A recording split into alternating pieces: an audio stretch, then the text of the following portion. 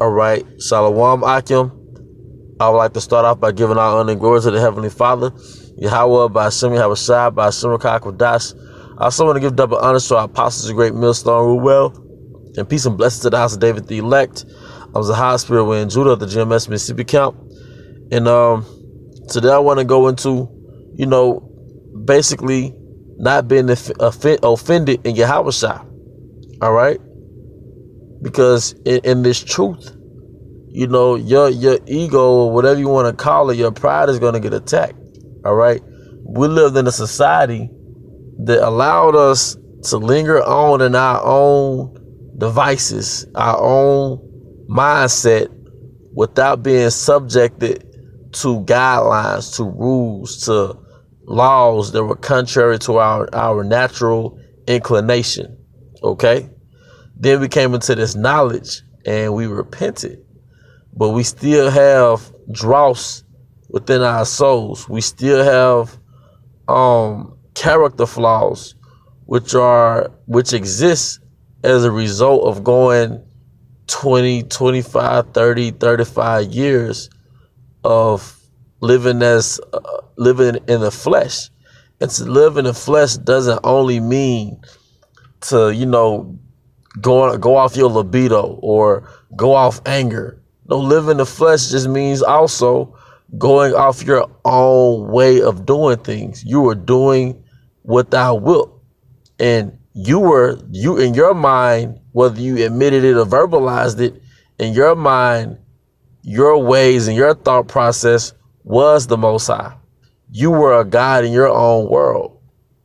All right. So your mindset and the way you thought ruled everything around you. So your God was really your thought process and what you believe was right. Right. And then you came into this truth as a child and you were born again as a child. And that's why it says that if a man think himself to be something, let him become a fool, roughly paraphrasing. Or like it says in Matthew, that you have to be born again. When you are born again, you know that you have to be put in the position of being taught by someone else. And a lot of men could not come into Great Millstone or come into this knowledge because they didn't want to be taught by other men. All right. They don't want to admit that they learned this truth from men like the Elder Apostle Tahar, Elder Apostle Gabar, Elder Apostle Ariam Lab, okay, Elder Apostle Rakah. They don't want to admit that other men taught them. And really, to be honest, they didn't want to admit that so-called Negroes and Hispanics taught them. It's something about this captivity that led Jake to not respect Jake to be in authoritative position. All right. But, that's outside the point. What I want to get into is, all right, when you come into this truth, you will be offended. But you have to ask yourself, is it true? All right. If you hear a brother speaking at camp and you feel that he's saying something that applies to your life and it offends you or it cuts you, do you speculate? Do you linger in your mind and you speculate to see if he was talking about you? Or you ask yourself, well, is it true? If you find yourself in the middle of a reproof or a correction or a counsel and brothers are saying things about you, all right, do you allow yourself to just feel attacked? Or do you ask yourself, is what they're saying true? And that's how you become a man. That's part of becoming a man. This is, as a matter of fact, I'm just going to go to Matthew chapter 11, verse 6. And blessed is he whosoever shall not be offended in me. And offend goes back to the elements to strike. Like you have a sport called fencing. And they have their, I don't know the correct word, but it's like swords that bend, but it's like fencing. And then what they're doing, they're attempting to strike at each other. All right. So to offend literally means to strike. So when someone says something that offends you, that's like offense. So you have offense, and that's where you get offend from. In sports, you have offense and defense. All right, you said someone who is in a The offending position is someone who's in a defending position. All right. And if you get defensive, that's where you get the word defend from. All right. So if you feel defensive, that means you were struck. And if you were struck, then you feel defensive. What happens? You defend. You defend. If you feel defensive, you defend. Meaning that you guard yourself from those offenses. So if reproof or correction offends you, the token or the proof that it offends you is that you become defensive. If you feel struck or offended, which is where you get offended from, to strike, what happens as a natural reaction? You defend yourself. All right. I'm going to read this again. Matthew 11:6. And blessed is he whosoever shall not be offended in me. Okay. Now, I only had 2 scriptures in my mind before I did this lesson. Okay. But when it says offended in me, it tells you what? Also in Matthew, that out of the mouth of 2 or 3 witnesses, it also tells you that where 2 or 3 are gathered together in my name, that's where I am. Okay.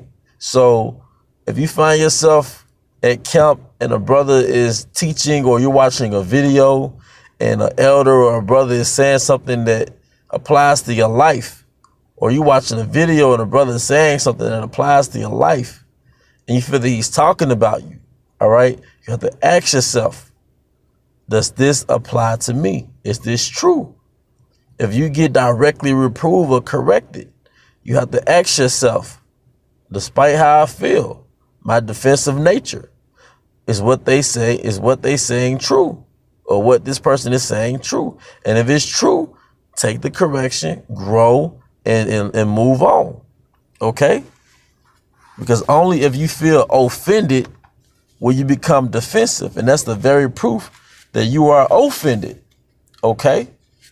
So you can't have the mentality of how dare you, or that natural reaction that you had from the world, because you're not used to people telling you about yourself. All right. Even your woman, we have this mindset, the woman is a demon, and she is in opposition, and she can be a demon.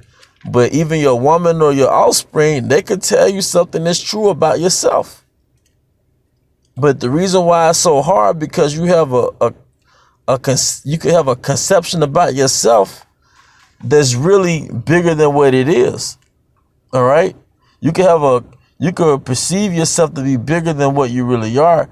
So you have to play into this role that, that's not really supposed to happen to me. I check myself. All right. Romans chapter 2, verse 11. For there is no respect of persons with the Most High. For there is no respect of persons with the Most High. So, like I myself, I could be corrected. Anybody could be corrected. Or if I watch a video and I hear something that struck me, all right, there goes the word struck, which is where you get the word offend from. Offend goes back to what? To strike. You feel offended, you feel struck. Don't go off your ego. Your ego is designed to defend itself. So don't get offensive and become defensive. You can only become defensive if you were struck. All right. But that's why it says in Matthew 11:6, blessed is he who was not offended in me. OK, because, we're brotherly, but we're brotherly in the doctrine. We're elders, but we're elders in the doctrine. All right. So but we as men, we all fall short of the standard that's given to us by Yahweh Hashem Yahushai. So you're naturally going to deviate from some elements of this truth in your life. And that's the other part of the brotherhood, man. That's the other element of the brotherhood, man, to keep you rectified in the spirit. All right. But with that, I hope your brothers were edified. Till the next time, shalom.